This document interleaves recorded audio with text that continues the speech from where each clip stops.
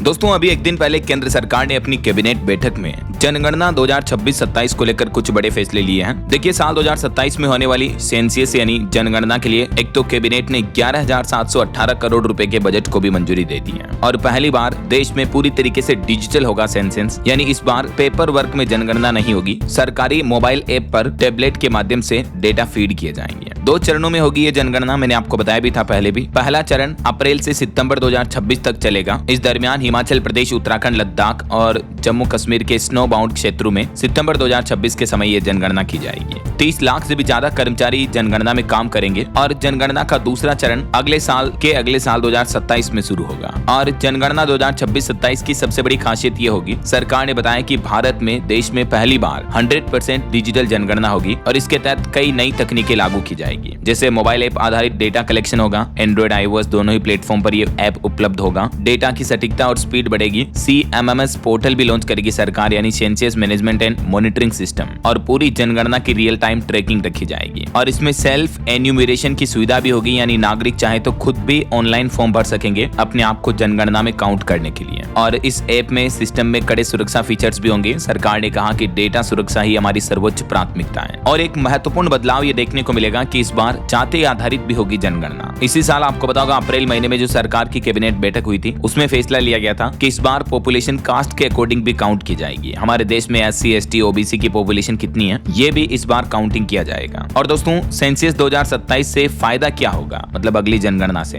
Actually वैसे जनगणना 2020 में होनी थी लेकिन कोरोना की वजह से ये नहीं हो पाई, तो अब 2027 में हो रही है। तो इससे कई बेनिफिट होंगे। देश की पूरी जनसंख्या का अद्यतन डेटा उपलब्ध होगा। गाँव, वार्ड, शहर हर स्तर पर माइक्रो डेटा मिलेगा, जिससे सरकार को पॉलिसी मेकिंग में आसानी रहेगी। यानी अगर किसी क्षेत्र में, किसी एरिया में कोई स्कीम लॉन्च करनी या कुछ new rules and regulations, guidelines बनानी है तो ये सब कुछ डेटा मिल पाएगा जनगणना के इन सभी फैक्ट्स की बदौलत, है ना। अभी एक दिन पहले केंद्रीय मंत्री अश्विनी वैष्णव ने बताया कि प्रति व्यक्ति जनगणना पर 97 रुपए का खर्च आएगा। केंद्र सरकार इतना खर्च करेगी जनगणना की काउंटिंग के लिए। इसके अलावा भी बीते दिन केंद्रीय कैबिनेट बैठक में 3 बड़े फैसले लिए गए टोटल दोस्तों। एक तो जनगणना के लिए ये हो गया, दूसरा कोयला लिंकेज की नीलामी के लिए कोल सेतु विंडो को मंजूरी मिली, और तीसरा किसानों के हित में खोपरा फसल के मिनिमम सपोर्ट प्राइस को भी मंजूरी मिल चुकी है। और इसके अलावा केंद्र सरकार संसद में एक और नया बिल भी लेकर आई, जिसके तहत अब हमारे देश में मनरेगा योजना का नाम बदला जाएगा, पूज्य बापू ग्रामीण रोजगार योजना किया जाएगा। और मनरेगा में काम करने वाले दिनों की संख्या भी 100 से बढ़ाकर 125 की गई। तो और भी इन केंद्रीय कैबिनेट के फैसलों की डिटेल जानकारी अगर आप देखना चाहते हो दोस्तों, तो जो आज सुबह मैंने ये 13 दिसंबर वाला